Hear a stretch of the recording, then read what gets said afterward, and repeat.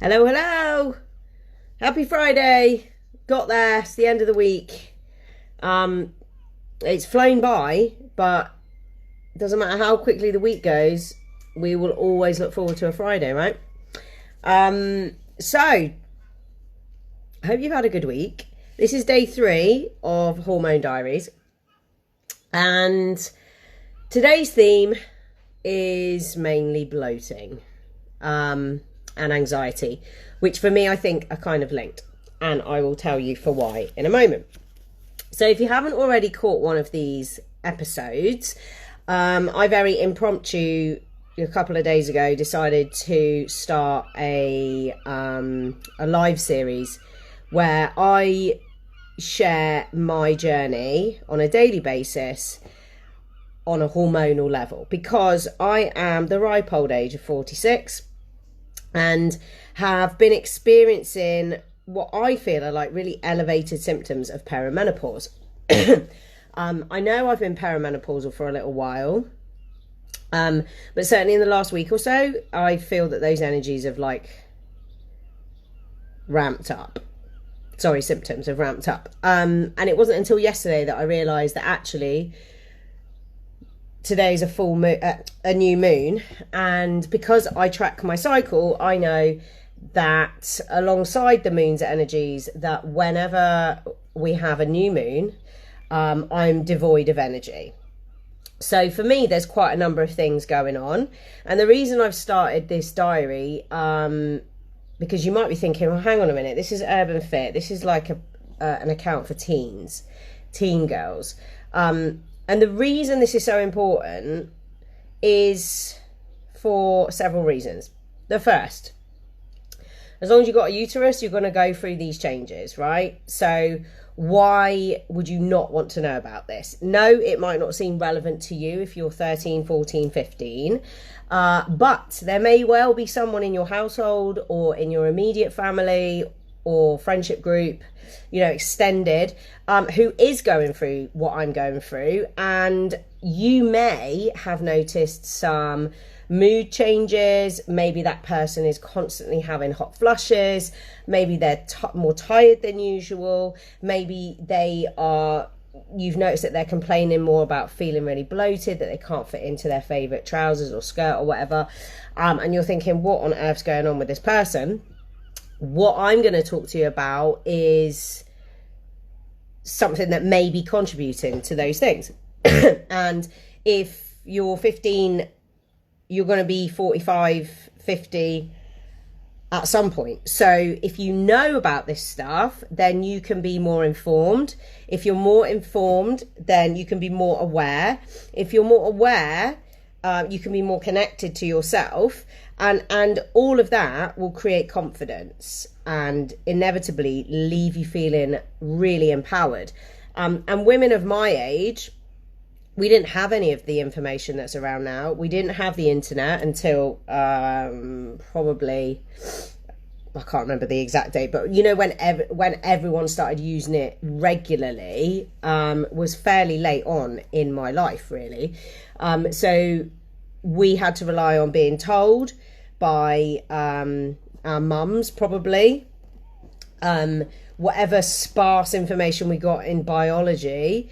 Hi Leah, how are you, lovey? We're talking about hormones. This is day 3 of my hormone diary, so I hope you can stick around. So we got really not a lot. We really got the very basics of, your ovaries, your fallopian tubes, your vagina, your vulva, like the functional parts, but we weren't told about anything else. I'm glad you're good, Leah. I'm well, albeit tired, and I miss you guys too. So hopefully I'll be able to see you girls at some point soon. The dog is trying to stress me out. Get down, lady. So today's diary is, so basically the way this is going to work is that I'm essentially going to tell you about what cycle day I'm on in my menstrual cycle, right? What phase of my menstrual cycle that relates to, what symptoms I'm currently dealing with, because that will affect the content. So whatever I tell you today is based on the symptoms that I'm having and where I am in my cycle and what that means.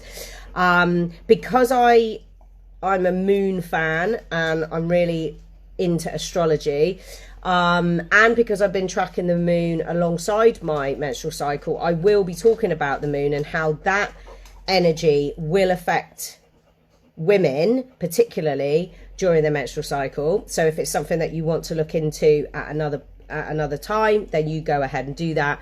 And to follow up, really, just in terms of the symptoms that I'm telling you about, and the phase that I'm in, or where you might be at, is how to support yourself, because it's all very well knowing about this information, but like, what do you do about it? So, pardon you. The dog just burped. That was nice. Lady, I'm doing a live. What are you doing? Do you want to say hello to the viewers? Say hello, Leah. Hello. Oh, she likes to get up on the windowsill and have a little look. Okay, so Tracy. Hello, my love. How are you? Oh, she thinks there's someone actually. Oh, lady, get down. I've dropped my pad. It's all going crazy. Lady, no, stop it. So, day 3 of the Hormone Diaries. I am currently, day 12 of my cycle, which means I'm still in the follicular phase, right? There's 4 phases in your menstrual cycle. So like I said before, just because I'm an old crony, like Leah, what are you, Leah, 13? This still is relevant to you, right? This is still relevant to you, because all of this information I'm going to give you, I will make relevant for your age. So there's 4 phases. You've got the menstrual cycle, the menstrual phase, which is the sort of, it ranges. So I'm going to give you the scale of days, right? So like 1 to 7, it's usually like 1 to 5 days of bleeding. That's your menstrual phase. Then you jump into the follicular phase, which usually lasts between day 7, but between day 6 and 7 up to day 13. And that is where the ovaries, which hold your eggs, they're starting to prepare to release an egg during the following phase, which is ovulation, right? So follicular is where I'm at now, days between 6 and 7 and 13 and 14. Then you've got ovulation, which is only about 4 days, and that is where you should be at like your peak energy, peak loveliness. You know, you are ripe for going out, socializing, communicating. You probably have really good skin, because that is when you're at your most fertile, aka ready to have a baby, if that's what you choose to have. Hi, Ange. So then after your 4 days, you then go into the luteal phase, which is a bit like, if you imagine autumn coming in outside, everything starts to sort of die away. We start to go into ourselves in preparation for winter. So our 4 phases of a menstrual cycle do actually line up with the weather seasons that we know, right? So menstrual phase, think of it as your internal winter. Your follicular phase is your internal spring, right? So you're preparing to, you know, flower and bloom and be at your most wonderful. Ovulation is your internal summer. So think about how you feel during the summer. Most of us love the summer. We come alive in the summer. There's more sun. We've got more light. All of that. And then autumn is your luteal phase. So your inner autumn is your luteal phase. So when you're thinking about, I don't even track my period, like, what does that mean? Think about how you feel during each of the seasons, right? So when it's autumn, how do you feel? Do you like putting your coat on? Do you like sort of having more comfort food? Because honestly, that will relate to how you feel during the relevant internal phase of your cycle. Now, you might not be, it's obviously not necessarily going to be autumn outside when you're having an inner autumn, because we have cycles every month, right?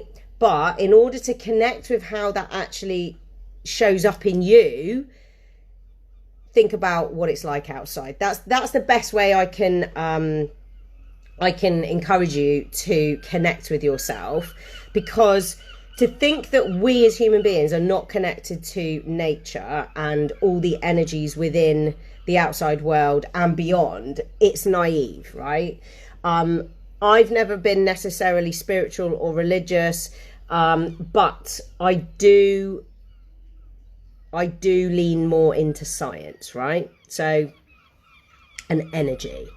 So if it's anything living has energy.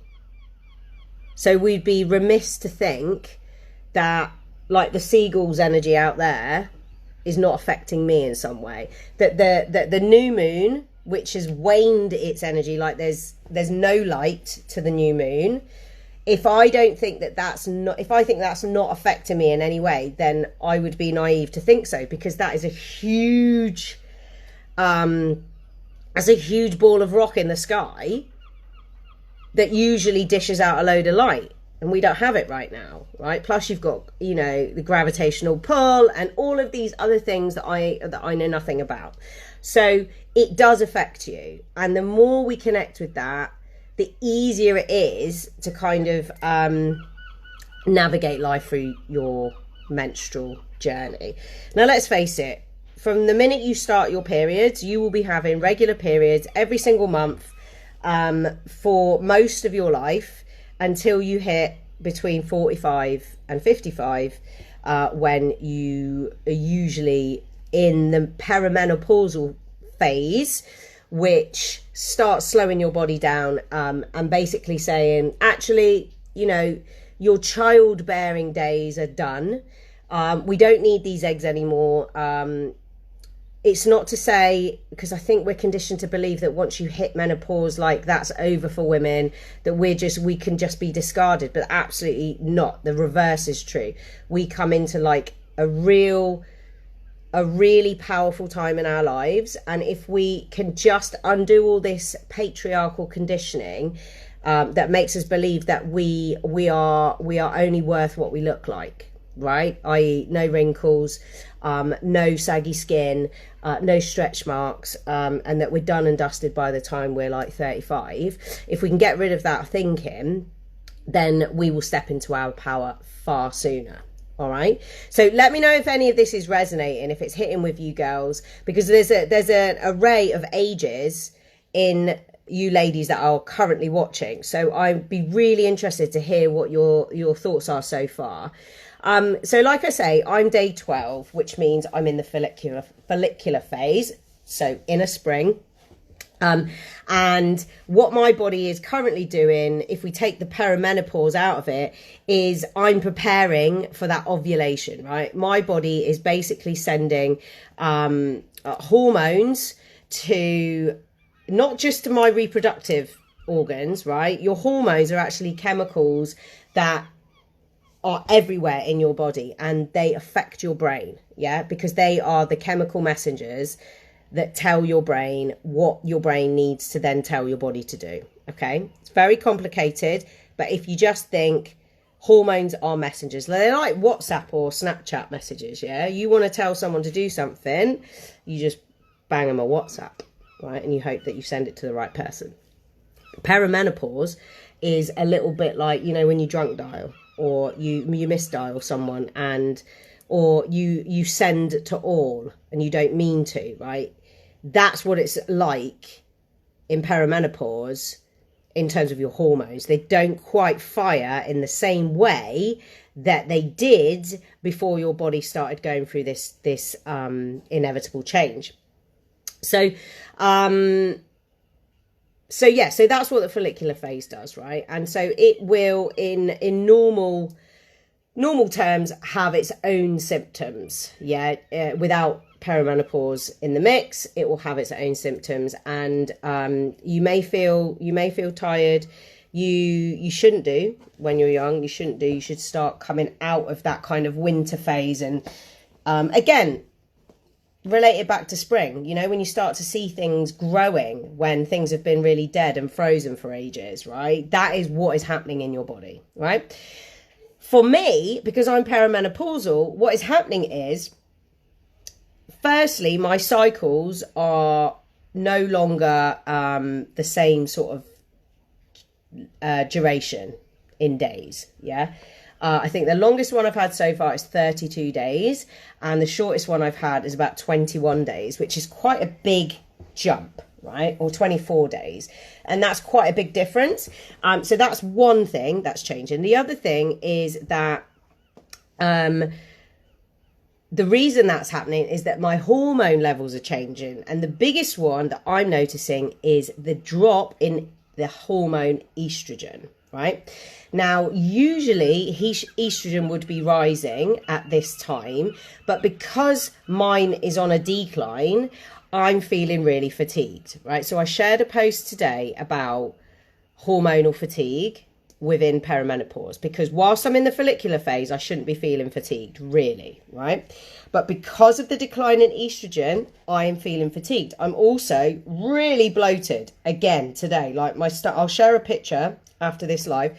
My stomach looks like I could be pregnant, right? From here, like underneath my rib cage, right down to below where my jeans sit, really swollen, right? Really, really swollen. And that is another symptom of being in the perimenopause, right? And today that is definitely really prominent for me. The other thing to add to the mix is that I am also ADHD, but I am yet to be assessed and diagnosed, which means, hi Alicia, which means that all the time I've been having periods and cycles, I probably wouldn't have known if they were being exacerbated or lessened by the fact that I have ADHD. Now, on doing some reading about this, I have read that if you are ADHD and if you're ADHD and you're perimenopausal, right, then the likelihood is that whilst the menopause doesn't necessarily directly affect ADHD or make it worse, the fact that your hormone levels change will affect the way that you experience your ADHD symptoms. So for me, that drop in estrogen, usually with ADHD, if your estrogen rises like it does in pregnancy, what it actually does is it kind of minimizes your ADHD symptoms. I'm going to take a stab in the dark, that is like an instinctive survival thing. It's because she's warm, darling. Don't worry. I think that's like a survival thing where, like, okay, so this human being, she's ADHD, she might be a bit chaotic, you know, all of this jazz, and now she's got to grow a child. So all of the energy and all of the hormones need to go to growing this child. Like, we cannot be dealing with her being ADHD, right? So let's just tone that down. But right now my estrogen is going boof, right? So what that's doing for me is it's increasing my anxiety big time. And anxiety in the perimenopause is actually a thing, right? Some women can feel really crippled by it, you know, like they can feel really unsafe because they just feel out of control because of the anxiety. Now, what's happening for me is the drop in estrogen is making me feel really tired. It's also giving me low mood, right? That low mood is then exacerbating my ADHD, which means I'm unable to focus for longer periods of time than usual. I've got this brain fog. I start to question myself. There's self-doubt, which then makes me feel worse. And when I get anxiety, I have this thing where I feel like I've got a massive ball just there, which is stopping my diaphragm, which is like It goes like that when you breathe, right? It's stopping my diaphragm from expanding, which means for me, it feels like I'm not getting enough air in, right? So I have to go like that, and I still feel like I can't get enough air in, right? And this is all down to hormones, yeah? So whether you're my age, whether you're the age of some of the girls that are watching now, hi Laura, whether you're, you know, wherever you are, age or stage, this is really important stuff to know, because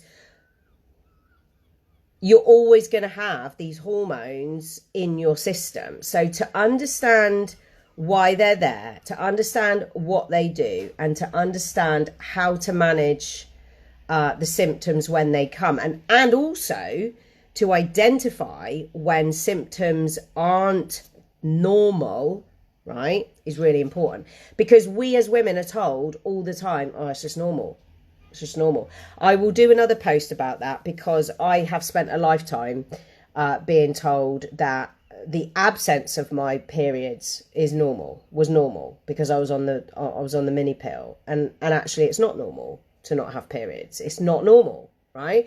So don't be fooled by a professional who tells you something that doesn't sit right with you. Like if it doesn't feel right, then you know to question it. And so by knowing your body, knowing what happens in your body, you are going to be way more empowered to actually question these things, instead of taking them for gospel and going through life, you know, potentially ignoring serious symptoms, which is not what we want. Okay. So, yeah, I'm good. See, now my daughter worries about everything. I'm fine. We're just talking about potential scenarios. Lady's fine. She's just warm, love. Okay. So that basically is, in a nutshell, what I was going to talk to you today about. And to wrap that up, it's day 3 of the Hormone Diaries. It's day 12 of my personal cycle, which is the follicular phase, inner spring. But for me, because I'm perimenopausal, that follicular spring phase feels more like autumn, because my estrogen levels are dropping, right? And that's what's causing this fatigue. And there'll be other hormones at play, which I won't go into now, that are causing me to feel really bloated. And also my anxiety has been ramped up over the last couple of days. I also will absolutely put it down to the lack of light from the moon, because when we get a new moon, and that's when you can't see the moon in the sky, right? When it's devoid of light. I definitely have noticed that when we get new moons, I feel really lethargic. Almost like I want the world to stop spinning for 2 days, or for me to just sit on a desert island for 2 days. And then when we get the full moon, when the energy is at its peak, I also feel a little bit off, right? So again, I've talked about how the outside world and the inside world are interconnected, and we should pay more attention to it. And really, how do you support yourself if you're feeling like I am? So if you are perimenopausal, or you are having your period right now, or you're in autumn and winter phase, and you're feeling really bloated, really yucky, really tired, these are the things that I would suggest that you do. 1, this is what I'm going to do. I'm going to have a magnesium salt bath, or you could have an Epsom salt bath, which will help detoxify your body of any nasties that it's got in there. And with magnesium, it actually helps to energize you as well. Mindfulness is so underrated, but is so effective. So just being able to sit quietly and be mindful of what's going on around you, and using your 5 senses to tune in to a number of things. So you might, like I'm sat in my kitchen window, right? I could just stop talking and go, right, what 3 things can I see? And name them, right? What 3 things can I hear? And name them, right? So that you're really trying to shut this brain down and let your senses do the talking. Meditation's always a good one. gentle exercise. It doesn't have to be anything structured or formal, right? If you can just do some stretching at home, right, do what feels right, as long as you do it safely, right? You can just do some stretches on the floor, right? Stood up, laid down, whatever you want to do. The other thing that I do want to say is that cortisol, which is the stress hormone, is usually highest when we wake in the morning, right? Now, that is really a primeval? That's the wrong word. But you know what I mean. Think caveman, right? They needed to be up. They needed to be alert as soon as they woke up because A, they needed to make sure that they were safe and there was no danger. 2, they needed to go out and hunt for food, right? So they need to be up and alert, and they need to be risk assessing everything. We are still working in a lot of ways from that sort of lizard brain that we have, that instinctive survival brain, and so that's why a lot of people will encourage you to exercise first thing in the morning, particularly if you suffer with stress or mental health issues. Exercise, moving in some way more than just sort of around your house, is actually a really good way to get rid of that cortisol, lower your stress levels, and keep you on a more balanced level all day. Because I'm now officially home educating Yella, I'm not going to be able to get outside to exercise like I would usually. So that means I either have to wait until she's with Dad, or I have to force myself to do home exercise, which I'm not a fan, right? I'm not a fan. I like to be out of the house. It's my switch off time. So bear those things in mind, because once you start really looking out for yourself and tuning into yourself, you know how best to support yourself. You know what's going to make you feel better. You know what's going to make you feel good.